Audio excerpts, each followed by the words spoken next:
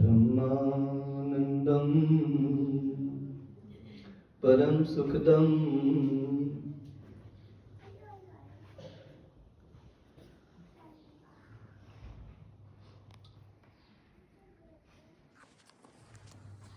केवलं ज्ञानमूर्तिं द्वन्द्वातीतं गगनसदृशं तत्त्वमस्यादिलक्ष्यम्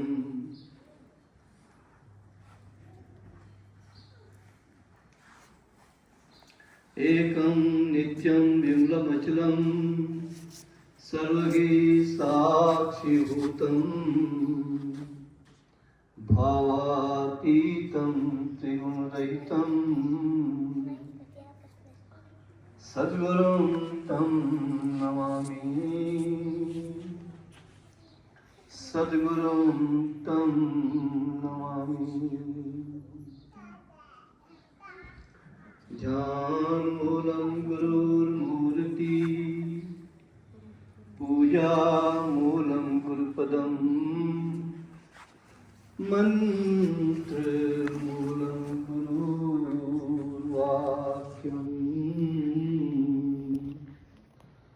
मोक्षमूलं गुरुकृपा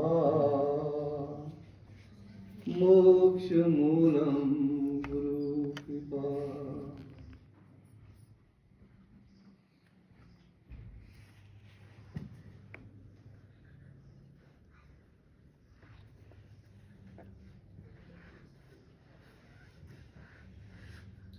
मंगल भवन मंगल हारी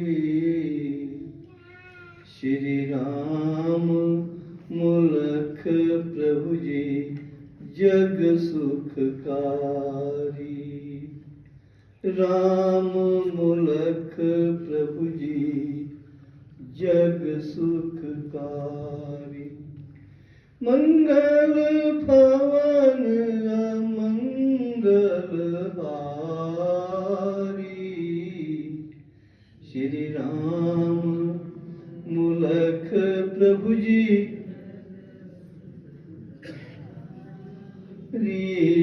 मंगल भवन मंगल हारी श्री राम मूलख प्रभु जी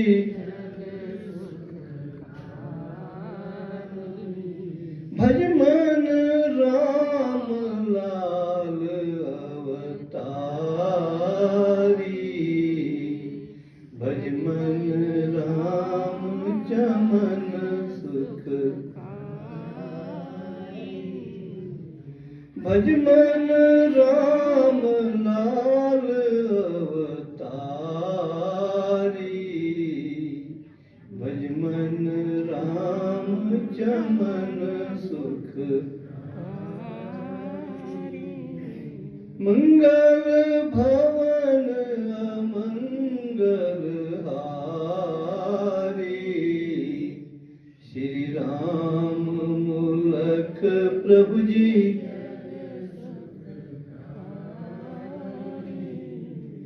हरि कृपा यदि नहीं करे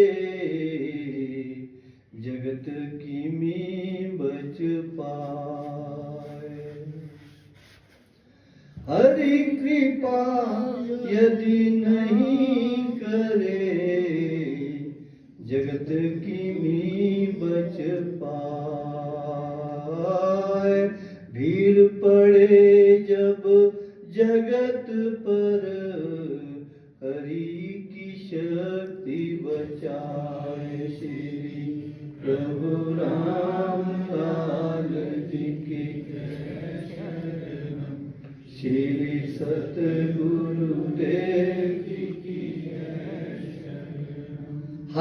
कृपा यदि नहीं करे जगत किमी बच पाए।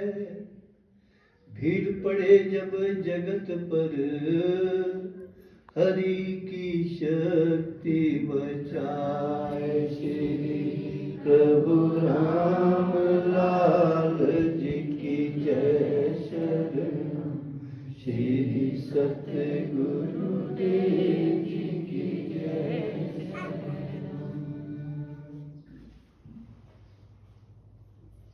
अगर सतगुरु की कृपा ना हो, परमेश्वर की कृपा नहीं हो, तो न धर्म बच सकता है न जगत बच सकता है। सतगुरु को और परमेश्वर को जगत की भी चिंता होती है और धर्म की भी चिंता होती है। इसीलिए लिखा है कि जग का होता नाश न देखे। जग का होता नाश न देखे।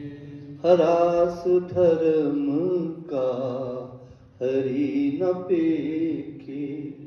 हरास धर्म का हरि न पेखे। एक समय ऐसा भी आया, एक समय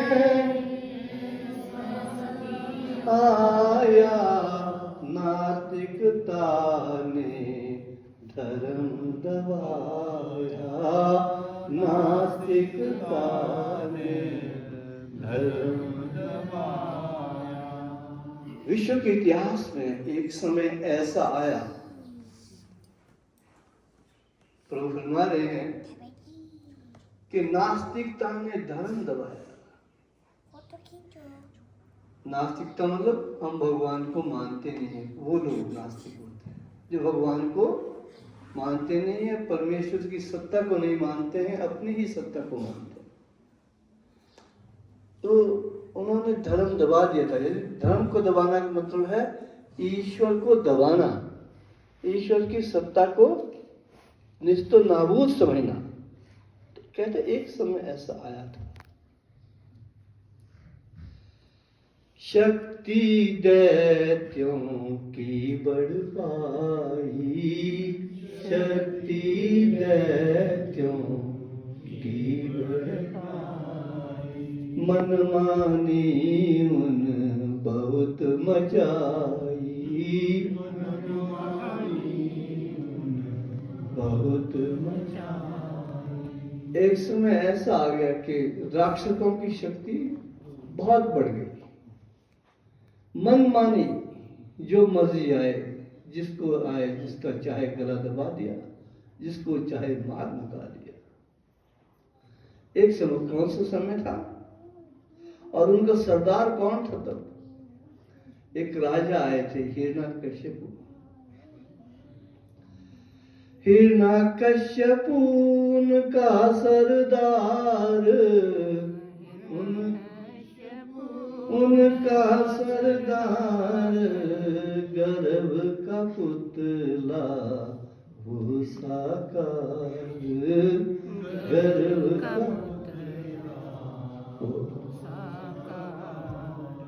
तो उनका सरदार था राक्षसों का हिरण्यकश्यपु, और गर्भ का पुतला वो साकार, पूरा घमंड का पुतला था। अब आप देखिए वो करता क्या था और कहता क्या था। सब जनता को दीन आदेश, मेरी पूजा करो विशेष। सारी जनता को मेरी पूजा करो, मैं ही जग का स्वामी एक, करे अर्चन नर नार प्रत्येक। मैं ईश्वर, मैं जग का स्वामी, पूज्य पाद में अंतर्यामी। मैं ही मैं चला था, सब कुछ मैं हूं। मुझसे मित्र भिन्न मत पूजो देव, करे जनता मम अर्चन सेव। भूल गया वह बात जरूर, गर्व का होता है सिर धूल। इस बात को भूल गया कि गर्व का सिर किसी दिन मिट्टी में मिल जाता है, धूल हो जाता है, भूल गया।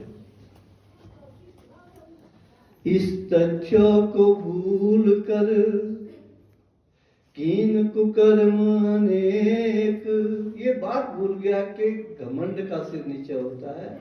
इस तथ्य को वो भूल गया और बड़े कुकर्म कर दिए। इस तथ्य को भूल कर कीन कुकर्म अनेक, बीज हरि ने तब बोया उसके नाश का एक। श्री प्रभु राम लाल जी की, श्री सतगुरु।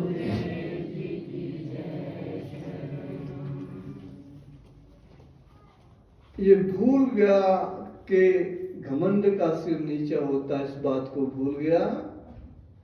और धर्म क्या है इसको भूल गया, ईश्वर क्या है उसको भूल गया। कहता था कि मेरी ही पूजा करो, मेरे से बड़ा कोई देव नहीं है, सब कुछ मैं ही हूँ, जग का स्वामी मैं हूँ। सारी जनता को ये कहने लगा। और तभी हमने कहा ईश्वर को चिंता हो जाती है।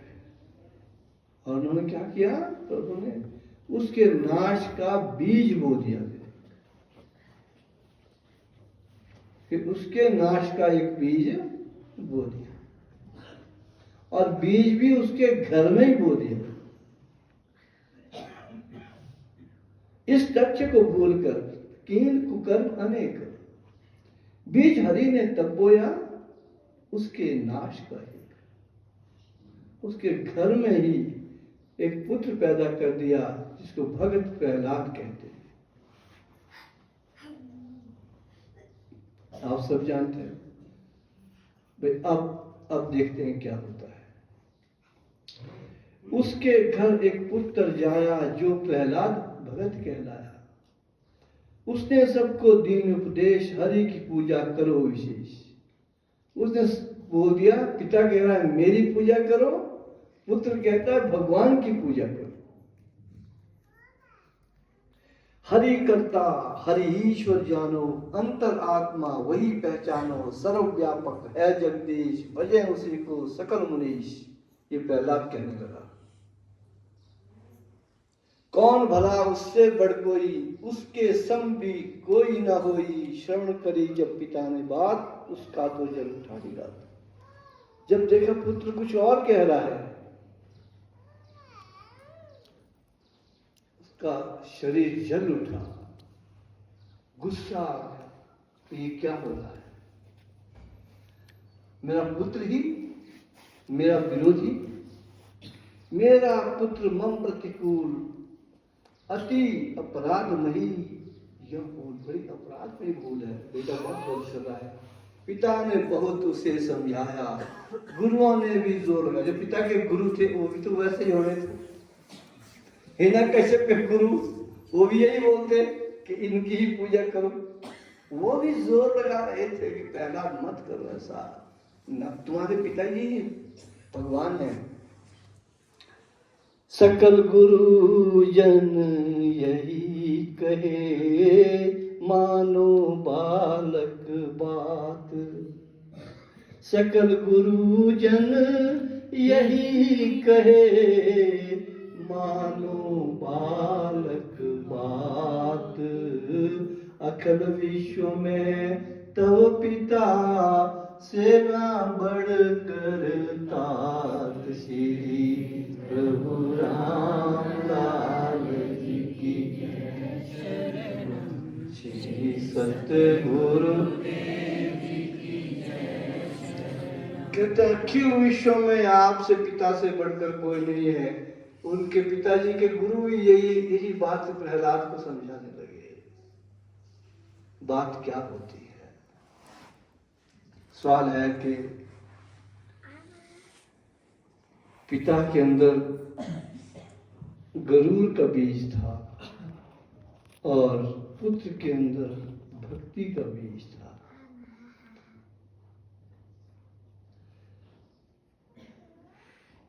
घमंड के बीज ने पिता के अंदर वृक्ष का रूप धारण कर लिया, उधर भक्ति के बीज ने पुत्र के अंदर वृक्ष का रूप धारण कर लिया। दो बीज एक घर में ही पैदा हो गए, एक घमंड का पुतला, दूसरा भक्ति का सूचक प्रहलाद जी। अब भक्ति क्या है?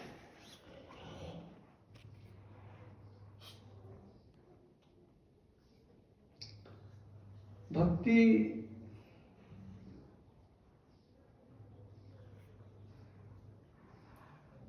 एक दिखावी होती है, एक प्रभावी होती है, एक स्वभावी होती है। तो जो भक्त प्रहलाद थे उनके अंदर स्वाभाविक भक्ति, स्वाभाविक भक्ति स्वाभाविक होनी चाहिए, दिखावे की नहीं कि हम भगत हैं। हम भी आते हैं, पता नहीं कितनी भक्ति हमारी स्वाभाविक है, हम नहीं लगा सकते। भक्ति में जो प्रेम है तो वो स्वाभाविक आना चाहिए। जैसे बछड़े का गाय के प्रति प्रेम स्वाभाविक होता है और गाय का बछड़े के प्रति प्रेम स्वाभाविक होता है। हजारों गायों के बीच बछड़ा अपनी मां को पहचान लेगा, हालांकि वो इतना बुद्धिजीवी नहीं है। क्या है? उसके अंदर स्वाभाविक प्रेम है। ऐसा ही हरि के प्रति भी स्वाभाविक प्रेम आना चाहिए। हमारी समस्या क्या है? हमारी समस्या में यह कि या तो दिखावी प्रेम है प्रभु के प्रति या प्रभावी है। क्या? कि अपनी बुद्धि पर हम प्रभाव डालते हैं कि ये भगवान है, मान ले। अब बुद्धि मान नहीं रही है। एक दिखावी प्रेम होता है, एक प्रभावी प्रेम होता है, एक स्वाभाविक प्रेम होता है। दिखावी प्रेम तो बस ज्यादातर करें क्या, फिर यही होता है हमसे। ढोल बजा दे जी, हम भगत हैं जी, हम भजन गा रहे हैं जी, हम पूजा कर रहे हैं, हम सुबह और शाम करते हैं, ऐसा करते हैं, वो करते हैं, साथ अपना ढिंडोरा भी पीटते हैं, हम आसन भी करते हैं। वो सब कई बार वो दिखावी भी हो जाता है। एक प्रभावी होता है कि हम सत्संग में बैठकर गुरुओं की सुनकर और सारी बातें स्वाध्याय करके संतों के पास जाके फिर अपनी बुद्धि को समझाते हैं, मान ले भाई भगवान है, जो आपके गुरु ने आपको इष्ट दिए हैं ये भगवान है, ये सब कुछ है, सब कुछ कर सकते हैं, परमात्मा है, परमेश्वर है। वो प्रभावी होता है।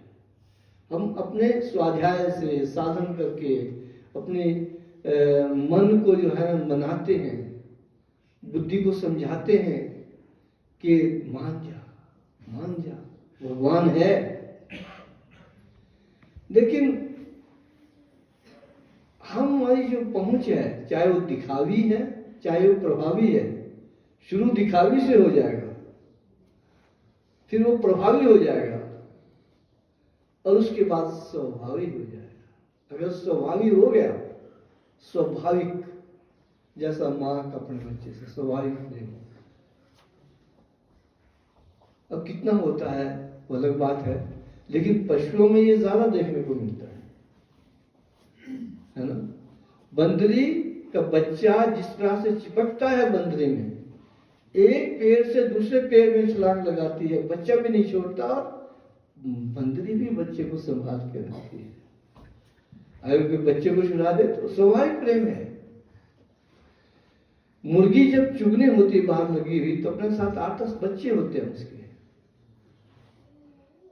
कौवे कई बार आते हैं उन बच्चों को छेड़खानी करने के लिए, लेकिन टूट पड़ती है मुर्गी। इसीलिए ऋषियों ने पशुओं से भी शिक्षा ली है। आसन जो है हमारे पास बहुत से सारे पशुओं से सीखे हैं। जैसे हम सरोतान करते हैं तो बिल्ली से सीखा हुआ। बिल्ली को देखना आप सरोतान करते हो, करती है कई बार। और प्रेम भी पशुओं में हमसे ज्यादा भी हो सकता है, और वो स्वाभाविक प्रेम है। जब तक ईश्वर से स्वाभाविक प्रेम नहीं होता तब तक भक्ति में कोई न कोई त्रुटि रहती, कोई न कोई कमी रहती। अब प्रहलाद का ईश्वर से स्वाभाविक प्रेम था, स्वाभाविक, एकदम मैं भगवान के पास आ गया, ये मेरे प्रभु हैं, ये मेरे हर जन्म के साथी हैं, ये मेरे भाग्य विधाता है, इनसे ज्यादा प्रेम करने वाला मेरे साथ कोई। स्वाभाविक से ये भाव आ जाए, स्वभाव से आ जाए, तो समझो हमारी भक्ति निखर रही है। तब तक या दिखावी होगा या प्रभावी होगा,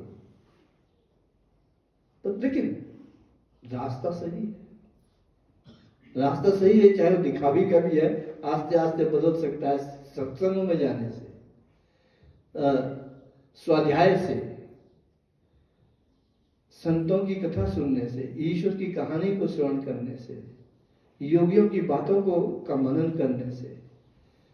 और जब स्वाभाविक हो जाता है काम हो गया, फिर कुछ नहीं रहता। आसन भी उसी के लिए, प्राणायाम भी उसी के लिए, साधन भी उसी के लिए, जब तक हमारा प्रेम स्वाभाविक हो जाता। जिस प्रकार से प्रहलाद का ईश्वर से स्वाभाविक प्रेम था, वो नहीं, कितना समझाया गुरुओं ने हिरण्यकश्यप के, कितना समझा दिया, लेकिन वो नहीं माना। हिरण्यकश्यप को ही सम्मानो, हरि का नाम न मुख पर आनो, गुरु समझा रहे हैं। हिरण्यकश्यप की शक्ति महान, हे बालक तुम लोग पहचानो, देव हैं उसके सकल अधीन, ब्रह्मा विष्णु शिव भी वशकीन। गुरु क्या कह रहे हैं हिरण्यकश्यप के बारे में? कहते देव सारे आपके पिताजी कहते हैं, ब्रह्मा विष्णु शिव भी इनके वश में है। अब देखिए घमंड क्या क्या करवाता है, और गुरु भी ये समझा रहे हैं प्रहलाद को। प्रहलाद का स्वाभाविक प्रेम था ईश्वर से, और जो स्वाभाविक प्रेम अगर हो, बीच में कोई नहीं आ सकता, तीसरा आदमी दखल दे ही नहीं सकता। और ये प्रेम ही जगत की नींव भी है और भक्ति की नींव भी है। पिता का पुत्र से भी स्वाभाविक प्रेम हो तो आनंद है, अगर दिखावी प्रेम है तो बात नहीं। मां का बेटे से स्वाभाविक प्रेम है तो आनंद है, दिखावी प्रेम है तो बात नहीं। भाई का भाई से स्वाभाविक प्रेम है तो बात कुछ और है, दिखावी प्रेम है तो बात कुछ और है। मित्र का मित्र से स्वाभाविक प्रेम है तो बात कुछ और है, दिखावी प्रेम है तो बात कुछ और है, वो आनंद नहीं है।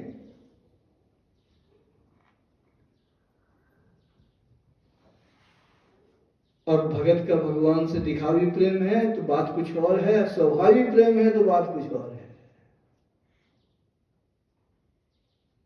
वहां आनंद है। प्रेम स्वाभाविक होना चाहिए, प्रेम स्वाभाविक हो जैसा प्रहलाद का। लेकिन हिरण्यकश्यप का दिखावी प्रेम था, घमंड वाला प्रेम था। अब वो राजा था, नहीं तो फांसी के ऑर्डर दे देता। डर के मारे गुरु भी समझा रहे कि नहीं नहीं यही सब कुछ है। आगे क्या कहते हैं, जिसको ईश्वर कह तुम मानो, हिरण्यकश्यप से बड़ा न जानो। कि तुम जिसको प्रहलाद ईश्वर कह रहे थे है, वो हिरण्यकश्यप से बड़ा नहीं है। देखो क्या समझा रहे हैं गुरु, डर के मारे। यह शिक्षा प्रहलाद न माने, हरि को ही निज इष्ट पहचाने, बार बार वो यही सुनावे, हरि भजो कह पावे। बार बार एक हरि भजो पहरा देंगे।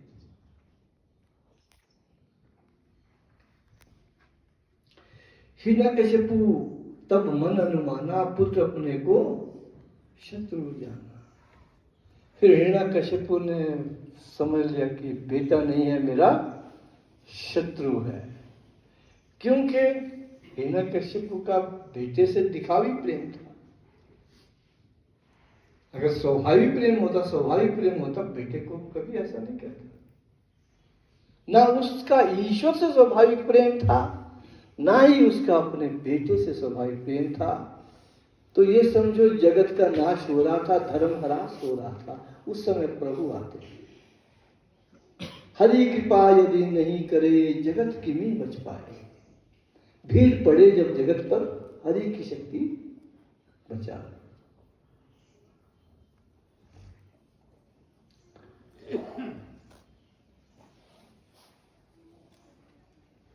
और फिर हिरण्यकशिपु ने क्या किया, अब इसको मैं तलवार से इसका कत्ल कर देता, इसका भी करूं संहार, इसका भी करूं संहार, शत्रु अलप भी करत खवा। कहते छोटा भी शत्रु कहते खराब होता है, इसके जल्दी मेरे को संहार करना चाहिए। इस शत्रु को मार मुकाऊं, इस शत्रु को मार मुकाऊं, हो निशंक फिर राज चलाऊं। कहता फिर निशंक होकर बगैर शंक अपना राज चलाऊं। इसको अब समाप्त कर देते हैं। ले वह अपने खड़ग को, ले वह अपने खड़ग को, करन लगा प्रहार।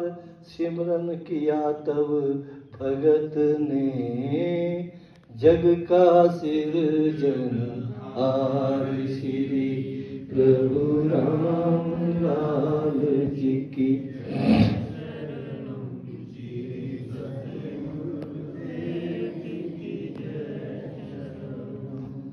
लेकर अपने खड़ग को कर्ण लगा प्रहार। सिमरन किया तब भगत ने, जग का सिरजनहार। भगत प्रहलाद ने जब तलवार लेके उनके पिताजी संहार करने के लिए आ गए, तो भगत ने जग के सृजनहार को याद किया, जिससे उनका स्वाभाविक प्रेम था। अगर स्वाभाविक प्रेम है तो भगवान आ जाएंगे। अगर स्वाभाविक प्रेम नहीं है तो चाहे कितने बुलाते रहो, भगवान नहीं आते हैं। निमेष मात्र में तब प्रभु प्रकट ले अवतार, नरसिंह रूप महाकाय में दे दर्शन करता। नरसिंह रूप में, सिंह जो नर की तरह था, नर रूप सिंह थे, वो शेर थे। इस प्रकार से प्रकट हुए। भक्त प्रहलाद भगत का कीन त्राण, हिरण्यकशिपु के लीने प्राण। और उल्टा प्रभु ने हिरण्यकशिपु ही समाप्त कर दिया। हरि भगत के हरि सहाई, यह तो हरि की है प्रभुताई। अत्याचारी दुख को पावे, हरि भगत को हरि बचावे। अत्याचारी दुख को पावे, अत्याचारी हरि भगत को हरि बचावे, हरि भगत को हरि बचावे। अत्याचारी दुख को पावे,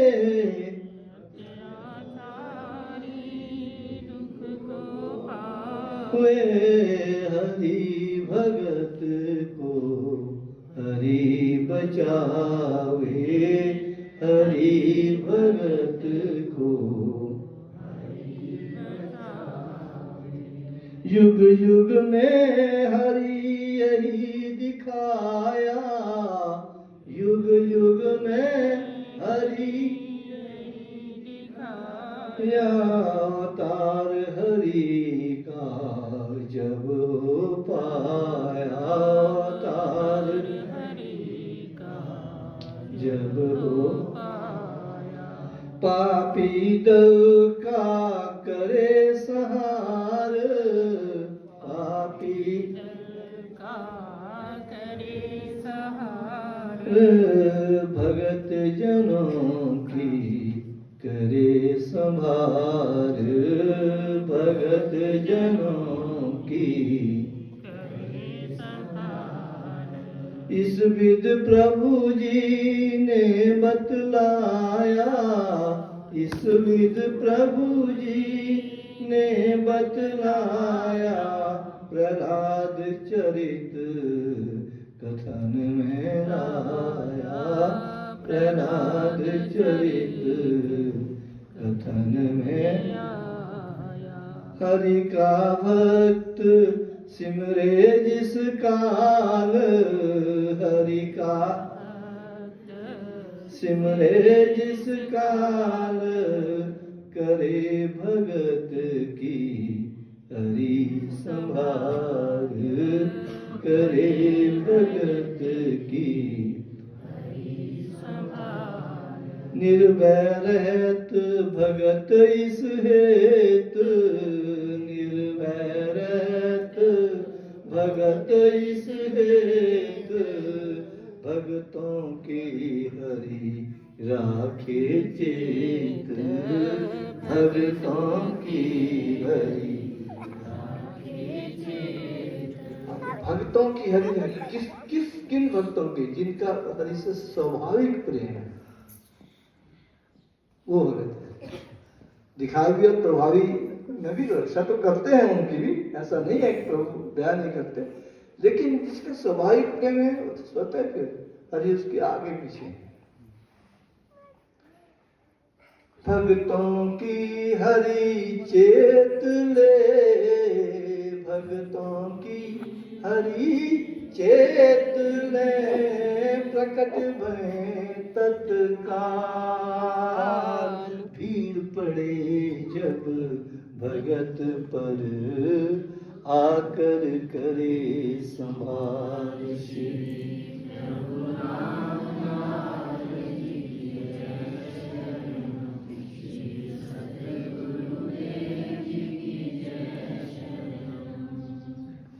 स्वाभाविक प्रेम। फिर फर्क है, एक संसार के साथ स्वाभाविक प्रेम है, आनंद उसमें भी है, लेकिन परमानंद नहीं है। एक ईश्वर के साथ प्रेम है, इसमें परमानंद है। ये आनंद समाप्त हो जाता है, वो आनंद कभी खत्म नहीं होता, अटूट आनंद है। जैसे कभी हम तुलसी जी का चरित्र सुनते हैं, तुलसीदास जी का, उनका अपनी पत्नी से बेहद प्रेम था, जो अपने मैके में गई थी, तो उनको मिलने जब जा रहे थे तो रात हो गई थी। रात को दरवाजे बंद थे, आवाज लगाई तो कोई उठा नहीं। उनको पता था कि वो कहाँ सोई होती है, तो ऊपर वाली मंजिल में दिखेगी। तो तुलसीदास इतने प्रेमी थे अपनी पत्नी से कि वो मिलना चाहते थे उनसे, तलब बहुत थी उनको मिलने की, बेहद प्रेम था। तो एक सांप ऊपर से लटक रहा था बरामदे से नीचे को, और उनको उस प्रेम में वो इतने कामुक थे कि यही पता लगा कि सांप है या रस्सी है। उन्होंने सोचा ये रस्सी है। अब जब आप सांप को पकड़ते हैं ना, तो सांप ऊपर को खींचता है, सांप तो आपके नीचे नहीं गिरेगा। तो सांप को पकड़ के वो बरामदे में चढ़ के और अपनी पत्नी से मिले। यही उनकी भक्ति आरंभ हुई।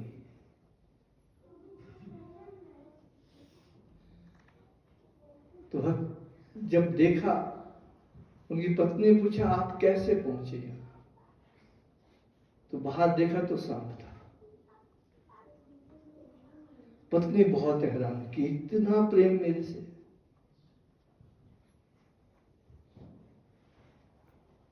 एक दोहा आता है, उसमें कहते कि हाड़ चाम का पुतला इससे ऐसी प्रीति, होती अगर श्री राम से न होती जग की भीति। तो ये जो मेरा हाड़ चाम का, हड्डियों और चमड़े का जो ये पुतला है यार, तुलसी, इससे इतना प्यार। अगर श्री राम से होता तो दुनिया का भय नहीं होता था।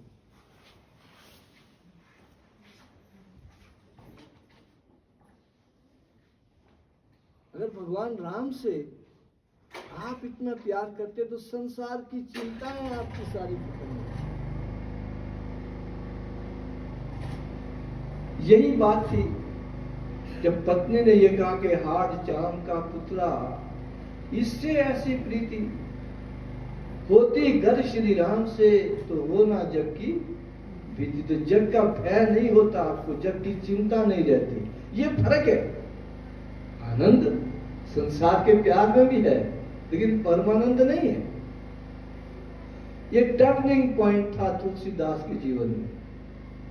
एक शिक्षा वहां वो ले बैठे, बोले यार बात आपकी, हाड़ चाम का पुतला इससे ऐसी प्रीति, होती घर श्री राम से तो हो ना जग की भीति। और उसके बाद उन्होंने राम से जो प्यार किया, आज तुलसीदास जी की रामायण के जो पाठक है संसार में सबसे अधिक है।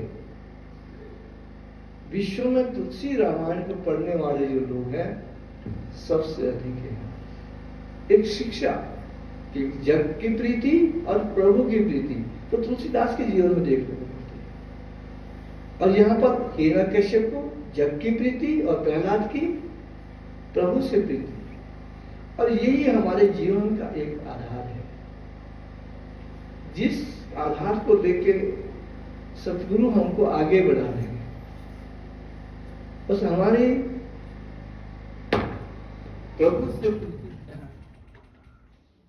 हमारी जो है प्रभु से जो प्रीति है ना, वो बड़े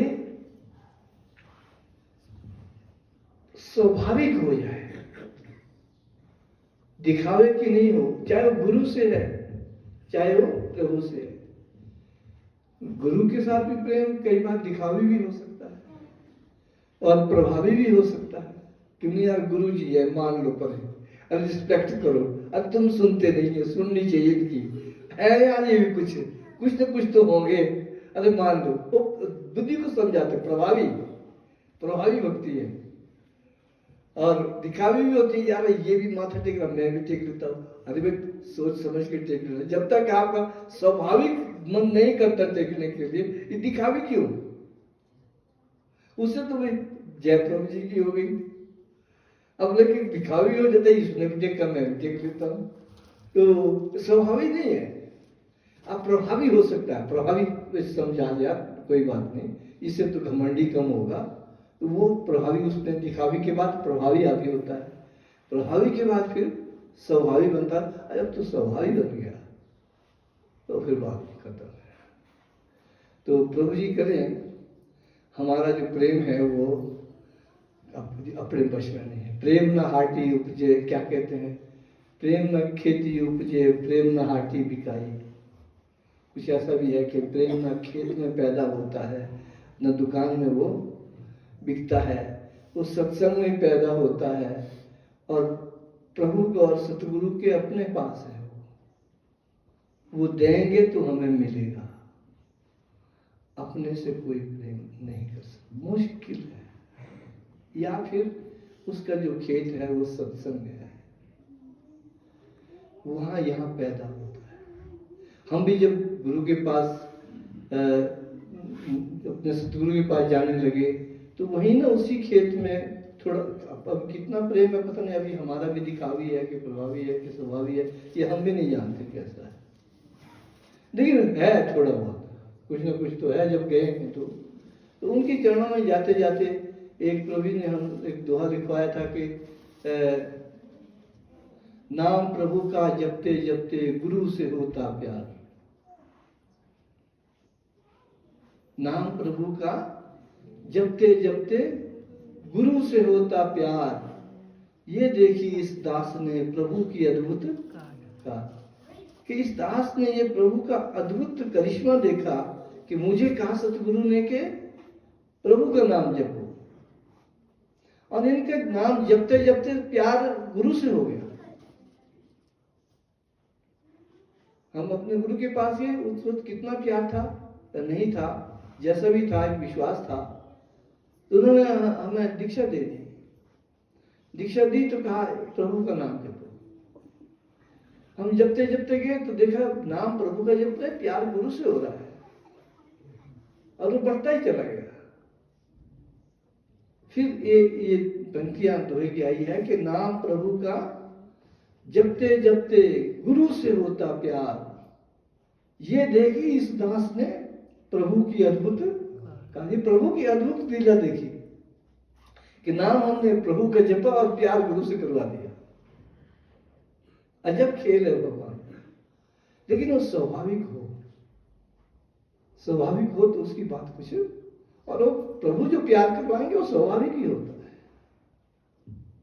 प्रभु कोई दिखावी और प्रभावी प्यार नहीं, प्रभु जो प्यार देंगे वो स्वाभाविक होता है, निसंदेह हो जाता है। ऐसा हो जाता है कि आप फिर गुरु के बगैर रह नहीं सकते। जैसे स्वामी मुलकराज जी महाराज, धन्य गति श्री मुलक की, गुरु विस्मृत जिया जाए। गुरु के बिछड़ने पर उनके प्राण निकट चल पड़ते थे, उठ जाते थे। ऐसी गति स्वामी मुलक जी महाराज की थी। अगर दिखते नहीं प्रभु तो प्राण निकलने में शुरू हो जाते। धन्य गति श्री मूलक की, गुरु विस्मृत जिया जाए। स्वाभाविक प्रेम है, और इसकी आवश्यकता।